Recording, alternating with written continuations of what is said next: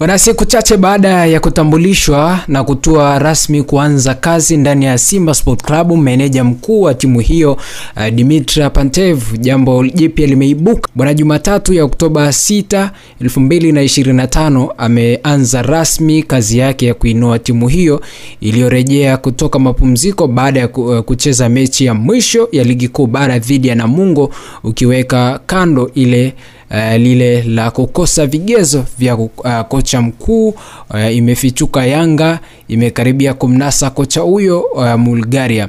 Lakini Pantev ametua nchini Oktoba 4, 2025 akitokea Gaborone United Botswana, iliyowaletea wiki iliyopita na wekundu hao wa Msimbazi katika raundi ya kwanza ya ligi ya mabingwa barani Afrika. Na Jumatatu anaanza kazi na kutambulishwa rasmi kwa wachezaji baada ya kufanya hivyo na benchi la ufundi lililosalia baada ya Fadlu Davis na wenzake kutimkia Raja Casablanca pale nchini Morocco. Mapema mara baada ya kutua nchini, kocha huyo alijinasibu kwamba amekuja kufanya kazi na kufafanua soka lake la kushambulia. Anaamini kuwa makubwa atayafanya na wenzake, vile timu hiyo ina wachezaji bora wanaoweza kuendana na falsafa yake ya 4-3-3. Lakini kocha huyo mwenye umri wa miaka 49 anayetambulika kirahisi kwa kuwa michoro miwili mwake tatu anakuvaa